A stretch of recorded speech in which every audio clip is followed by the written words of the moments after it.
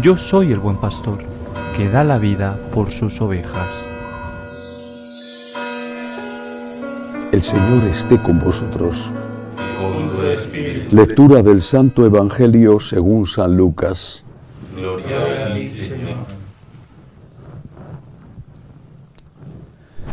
Ilustre Teófilo, puesto que muchos han emprendido la tarea de componer un relato de los hechos que se han cumplido entre nosotros, como nos los transmitieron los que fueron desde el principio testigos oculares y servidores de la palabra, también yo he resuelto escribírtelos por su orden, después de investigarlo todo diligentemente desde el principio, para que conozcas la solidez de las enseñanzas que has recibido. En aquel tiempo Jesús volvió a Galilea con la fuerza del Espíritu, y su fama se extendió por toda la comarca. Enseñaba en las sinagogas y todos lo alababan. Fue a Nazaret, donde se había criado. Entró en la sinagoga, como era su costumbre los sábados, y se puso en pie para hacer la lectura. Le entregaron el rollo del profeta Isaías, y desenrollándolo, encontró el pasaje donde estaba escrito: El Espíritu del Señor está sobre mí, porque Él me ha ungido. Me ha enviado a evangelizar a los pobres, a proclamar a los cautivos la libertad y a los ciegos la vista, a poner en libertad a los oprimidos, a proclamar el año de gracia del Señor. Y enrollando el rollo y devolviéndolo al que lo ayudaba, se sentó.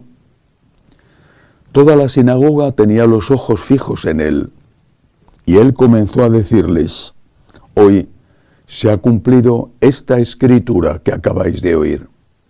Palabra del Señor. Gloria a ti, Señor Jesús. En este domingo tercero del tiempo ordinario, la Iglesia nos propone el inicio del Evangelio de San Lucas.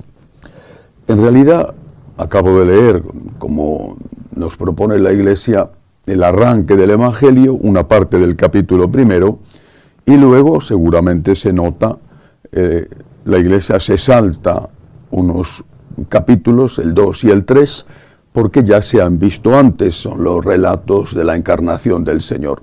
Y pasa al capítulo 4, que es con el que he terminado el Evangelio de hoy. Son dos temas, por lo tanto, distintos. El primero es especialmente importante. San Lucas era médico, un científico. Había conocido a San Pablo, fue San Pablo el que le hizo cristiano, se había enamorado de Cristo. En este momento que escribe, todavía Pablo estaba vivo, no hay mucha seguridad de si escribe el Evangelio antes o después de escribir otra obra suya, los Hechos de los Apóstoles, pero él, que ha dejado su profesión, su vida, su proyecto, su carrera por seguir al Señor y dedicarse a evangelizar, él quiere estar seguro. No pone su vida en juego por nada, quiere estar seguro. Y además él percibe que esto también lo desean y lo necesitan los demás. Está viendo y oyendo que otros, ante la persecución que ha empezado ya en Jerusalén, que ha supuesto la marcha de los apóstoles de esa ciudad, otros han empezado a poner por escrito lo que se venía transmitiendo de forma oral. Y él decide, como científico, hacer lo mismo, pero decide hacerlo con rigor.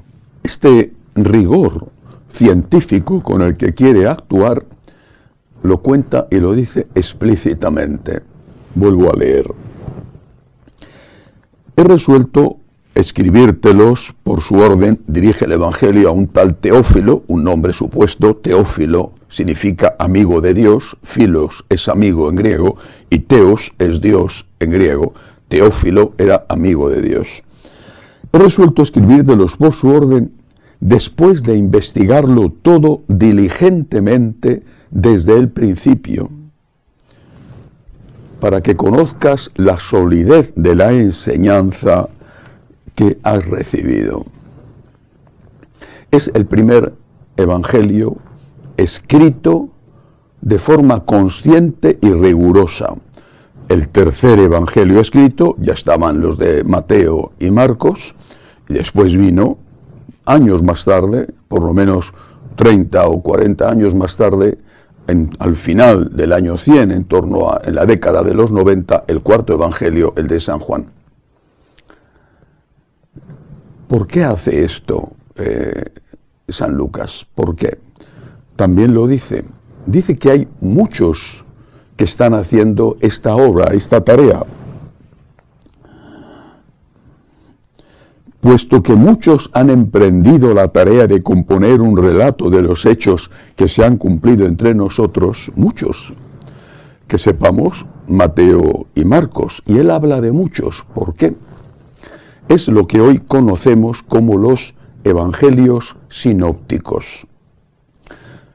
Y algunos seguramente más que no han llegado a nuestros días.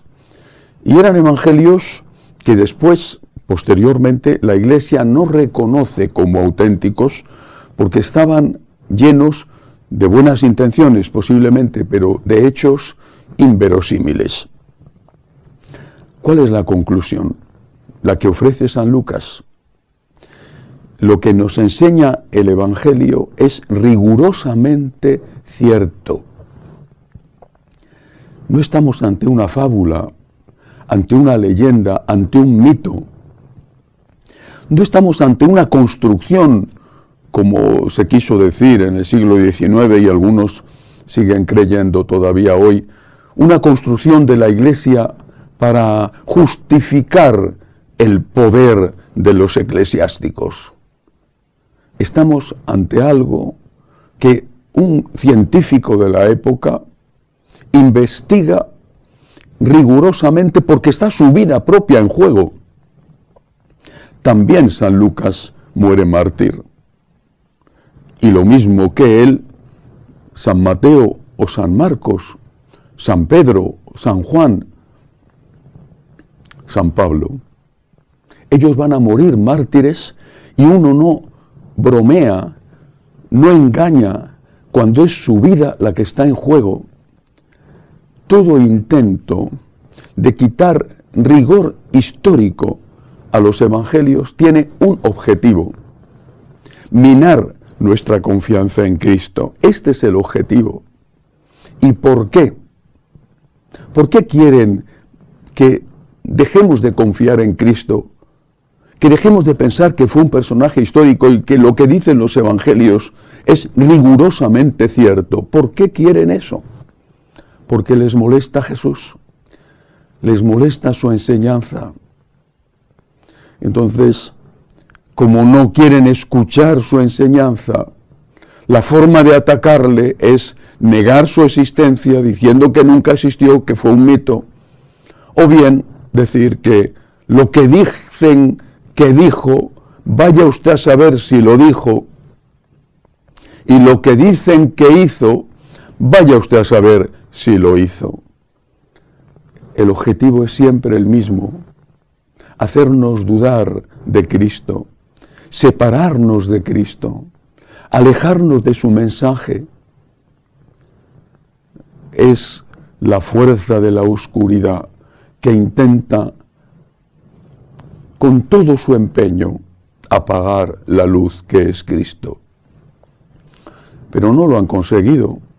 Lo han intentado desde dentro de la Iglesia también, pero no lo han conseguido. Cristo es la luz que brilla en las tinieblas. Es verdad que muchos, lo dirá San Juan en el prólogo de su Evangelio, muchos de los suyos no le reconocieron, pero también es verdad que los que le reconocen les da el poder maravilloso de ser hijos adoptivos de Dios. Pasamos después al resto del fragmento del Evangelio que he leído hoy. Es la escena en Nazaret. Y es muy bello que Jesús elija este fragmento del profeta Isaías y que se lo aplique a él, porque está haciendo una declaración de intenciones. Está diciendo en qué va a consistir su misión. Dice esto, el profeta está hablando de Jesús y Jesús lo aplica a sí mismo. El Espíritu del Señor está sobre mí, porque Él me ha ungido. Ya había ocurrido el bautismo en el Jordán y la teofanía de la aparición del Espíritu Santo. Me ha enviado, fíjense bien lo que dice el evangelista, recordando a Isaías, me ha enviado a evangelizar a los pobres, a evangelizar a los pobres. Podía haber dicho, me ha enviado a curar a los enfermos, a dar de comer a los hambrientos, y efectivamente curó enfermos y dio de comer a los hambrientos. Pero dice, me ha enviado a evangelizar a los pobres.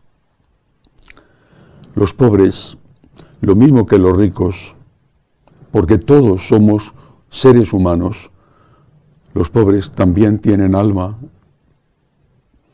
Y es un error y una ofensa a su dignidad considerar que lo único que el pobre necesita es una limosna. Al rico se le evangeliza, al pobre se le da algo para que entretenga su hambre. Es un desprecio al pobre. Quizá muchos piensen que es lo que el pobre necesita, y eso efectivamente también lo necesita.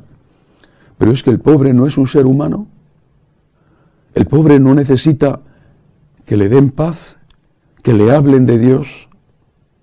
El pobre no necesita que le den esperanza, que le hablen de la vida eterna. El pobre no necesita que le enseñen a amar, que le enseñen a perdonar y que le enseñen incluso a compartir con otro que quizá es más pobre que él. Toda la pastoral, o por lo menos una mayor parte de la pastoral de las últimas décadas, ha sido una pastoral burguesa, porque ha sido una pastoral dirigida a los burgueses para sacarles dinero y de ayudar a los pobres. Era una pastoral burguesa. Los ricos necesitan que les hables de Dios, y los pobres también.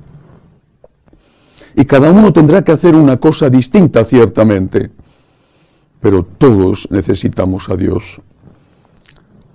Se cuenta, y creo que es verdad, que en una ocasión un nuncio de un país centroamericano se dirigió a los obispos de ese país y les dijo, ustedes han hecho una opción por los pobres, y los pobres han hecho una opción por las sectas, y se les han ido a ustedes a las sectas.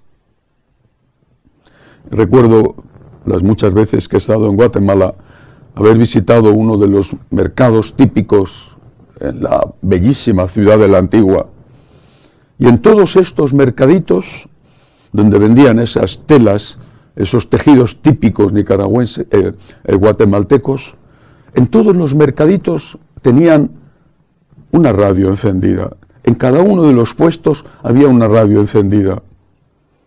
Todos ellos estaban sintonizando emisoras protestantes. Todos. Me produce fatiga, soy incapaz de escuchar el sermón de un pastor protestante. Pero esos pobres estaban escuchándolo. Oían hablar de Dios de aquella manera, pero oían hablar de Dios. ¿Qué se dice en las radios católicas? Quizás sí, algo. ¿En qué horario?